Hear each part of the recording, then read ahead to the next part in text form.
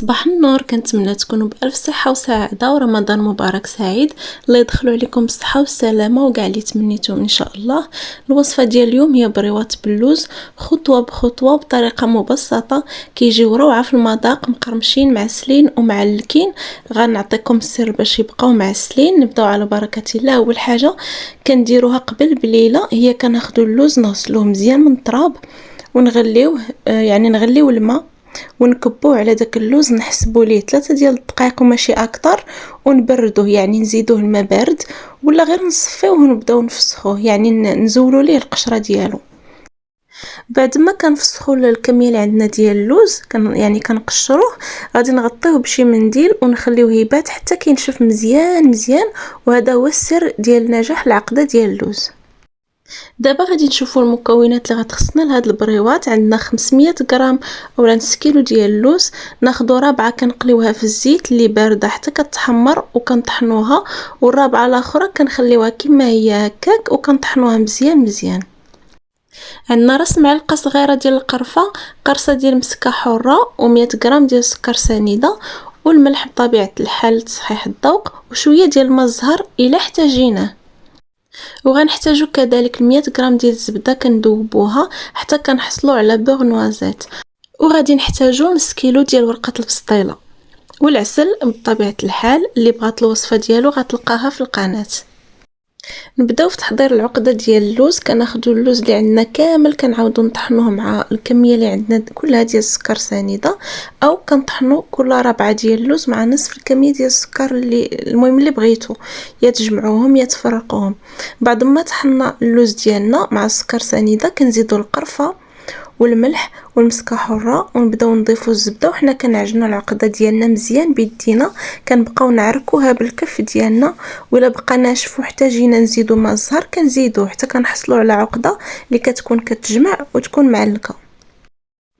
كيف ما شفتوا هنا انا زربت المقطع، يعني ما خليتش الفيديو داز عادي. هنا كنزيد الزبده شويه بشويه، ماشي نزيدها دقه واحده، كنبقى نزيد بشويه بشويه وانا كنخلط بيدي، وكنبقى نعرك، يعني كنضرب بحال هكا كيف ما كتشوفوا بالكف ديال ايدي، بحال الا قلتو كنخرج داك الدهنيات اللي في اللوز حتى كنحصلوا على عقده اللي كتبان لكم كتكور، يعني كتجمع في اليد وكتبان لكم معلكه. هنا صافي حصلت على القوام اللي بغيت في العقده ديالي، غادي نحتفظ بها على جنب، وغنجيو نشوفوا الطريقه ديال تقطيع الورقه. بالنسبه للورقه فهي يعني باش نقطعوها ويجيونا البريوات مقادين ومتولين، يعني عندهم حجم واحد، كنعبر بالمسطره، كنعبر شريط اللي تكون فيه 4 سنتيم، تيجيو قياس، يعني قياس البريوات، ما كبار ما صغار، يعني ما كبار بزاف ما صغار بزاف. كنطراسي بالموس كيف ما كتشوفوا، اولا بالمقص ولا اللي عندكم كطراسيو يعني القياس اللي بغيتو، وكنجيب الموس بحال هكا ولا اي حاجه، اي قطعه عندكم اللي كتكون طويله باش تجينا يعني الشرائط مقادين، غير كنطراسيو بحال هكا. عاد غادي نقطع بالمقص، هانتم كيف ما كتشوفوا غادي نقطع هاد الشريط هذا بالمقص، وغادي نحاول انني نقاد ليه الجوانب ديالو.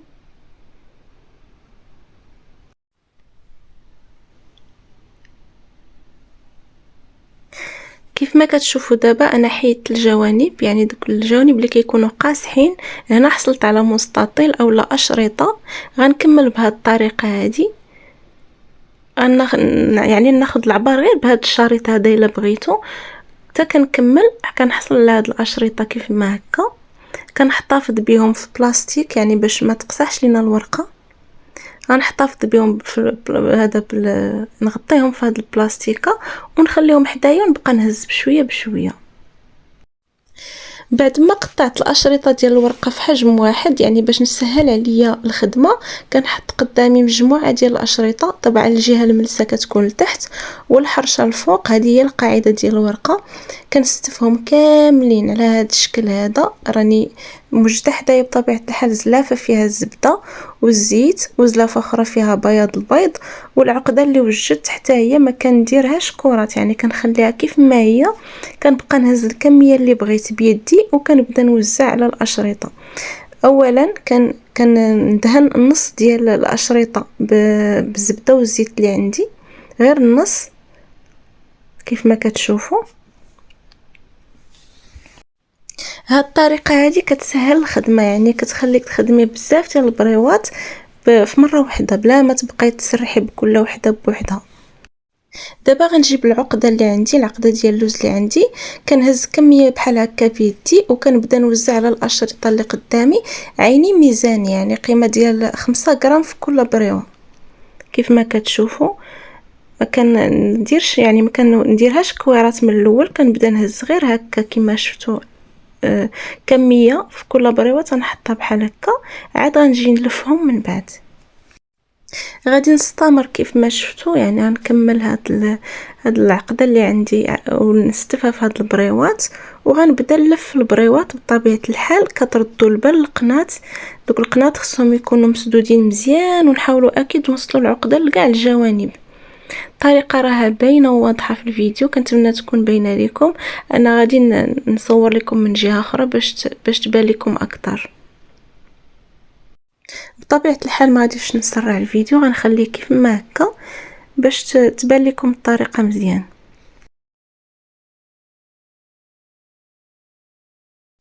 هانتوما غنصايب معكم الثانيه، لقنت على لقنت كيف ما كتشوفوا، وكنحاولوا اننا نلويو البريوه وفي نفس الوقت راه حنا كنبسطوا في العقده باش توصل لنا لكاع الجوانب.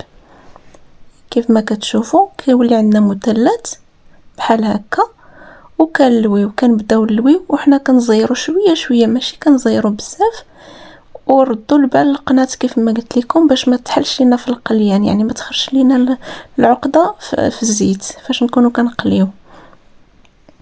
صافي بحال هكا نستمر بهذا الشكل هذا. هنا فاش كنساليو كنجيبو بياض البيض كندهنوا به الحاشيه باش نلصقوهم، كنكملوا هكا كيف ما كتشوفوا معايا. غادي ندهن كاع هاد الحاشيه هذه اللي بقات ليا بياض البيض،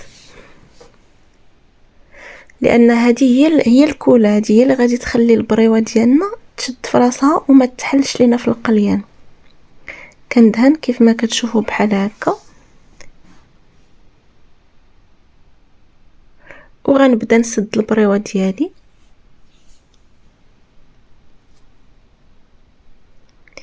هنا الا شاط لكم شي حاجه، يعني هاد الحاشيه هذه كانت كبيره وما بغاتش تلصق لكم، تقدروا تقطعوها بالمقص اولا تدخلوها كيف ما درت انا دابا. دخلتها يعني بحال شي برا بحال شي ظرف، يعني خشيتها ما بين الورقات باش تكون باش تسود ليا مزيان بحال هكا. نتوما شفتوا شاط ليا هاد شويه، غادي نقطعو بالمقص دابا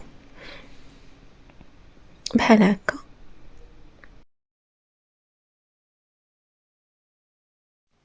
هانتوما الشكل ديال البريوات بعد ما ساليتهم. غادي نكمل بهذه الطريقه. شفتوا كيف كيجيو يعني شادين في راسهم ومسدودين مزيان. هنا كما كتشوفوا غادي نحاول ندير معكم واحد يعني شي وحيدات هكا من زاويه اخرى باش تشوفوا الطريقه ديال اللف اولا ديال الطويان ديال البريوه. كيف ما شفتوا انا كنلوي كندير الطرف على الطرف وكنبدا نصير القناة كيف ما شفتوا باش ما تخرجش لينا العقده، وكنحاول اني نوصل العقده لكاع الجوانب، وكنزير واحد شويه ماشي بزاف. هكا غادي نستمر بهذه الطريقه هذه.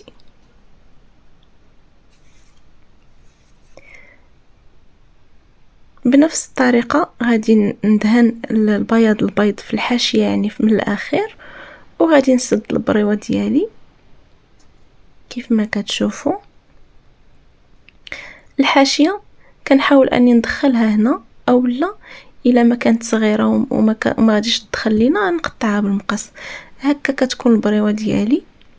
غادي نكمل بهذه الطريقه هذه. غنصايبوا الثالث وحده اخرى. كنتمنى ان الطريقه تكون واضحه لكم.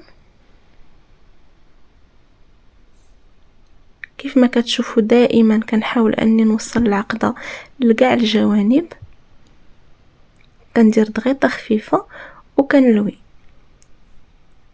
ديما ركزوا على الجوانب يكونوا مسدودين مزيان. بهذه الطريقه هذه كيجيو البريوات مقادين، يعني وحده بحال الاخرى، ما كتجيش وحده كبيره وحده صغيره ولا، كلهم كيجيو في حجم واحد وكيجيو مسدودين مزيان بهذا البياض اللي كنديروا ليهم. وبالطريقه اللي غنوريكم من بعد باش كيجيونا يعني ما كيعذبوناش في القليان. صافي غادي نستمر بهذه الطريقه هذه حتى كنكمل كاع البريوات اللي عندي.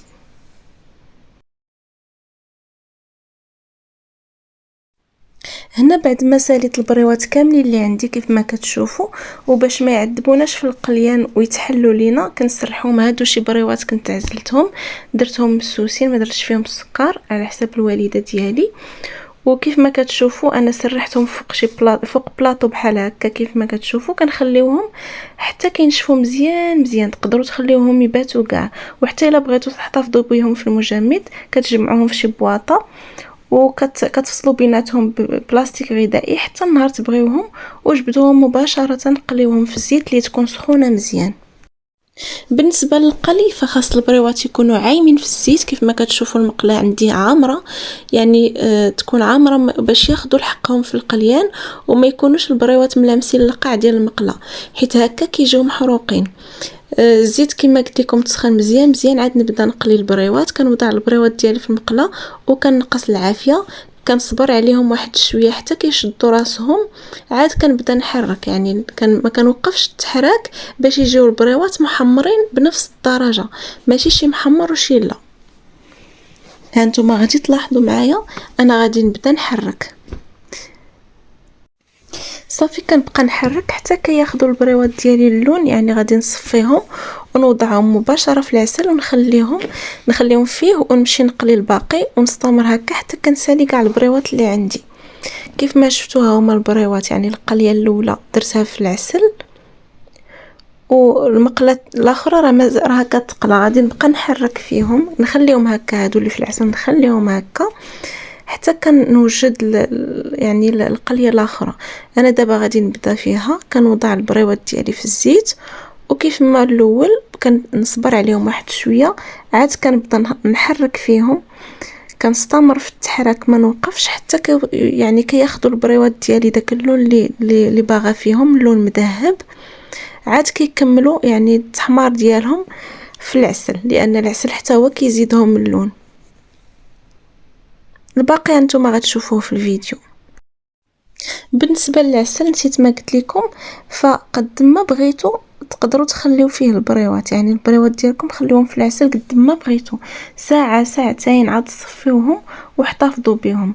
بغيتوا تخليوهم كاع يباتوا في العسل ماشي مشكل، كتخليهم يباتوا الغد ليه كتصفيهم. هنا هادو البريوات اللي قلت لكم راه عزلتهم مسوسين ما فيهمش السكر، انا غير قليتهم صافي واحتفظت بهم، درتهم فوق من الورق النشاف وخليتهم بلا ما ندير لهم العسل. هنايا غنبقى نحرك في البريوات ديالي كيف ما شفتوا. كنخلي البريوات عايمين في الزيت، ما كنخليهمش يعني ما كنعطيهمش فرصه انهم يهبطوا للقاع ديال المقله.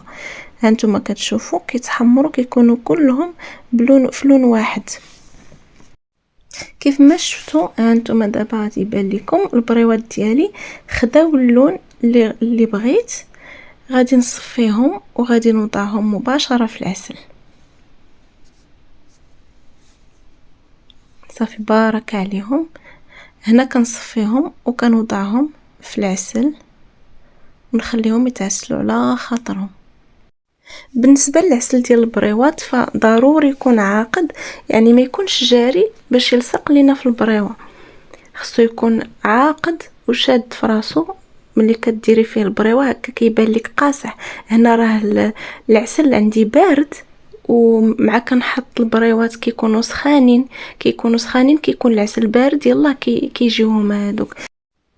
ها هما البريوات ديالي بعد ما ساليت القليان، يعني كاع الكميه اللي عندي درتهم في العسل وخليتهم خداو حقهم مزيان في العسل حتى يعني تحمروا، خداو داك اللون ديال المحمر وجاو شاربين العسل كيف ما كتشوفوا. كيف ما قلت لكم العسل، بالنسبه للعسل تقدروا تخليوهم فيه يعني ساعه ساعتين، تبيتوهم كاع ماشي مشكل. قد ما بقاو قد ما كيجيو معسلين ومعلكين من الداخل. هانتوما كيف ما كتشوفوا جاو اللون ديالهم محمر وجاو زوينين. غادي نهزهم كيف ما شفتوا راني كنصفيهم، ونتلاقاو ندوزو ان شاء الله للطبق التقديم باش نشوفوهم من الداخل.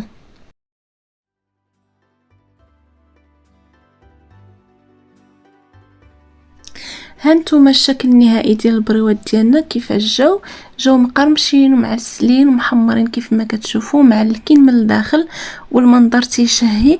غير جربوهم غادي يعجبوكم ان شاء الله. دابا غادي نحل معاكم واحد البريوه غنشوفوها من الداخل كيفاش معلكه وشاربه العسل. الورقه كتجي محمره وكتجي مقرمشه، العقده ديال اللوز من الداخل كتجينا معلكه.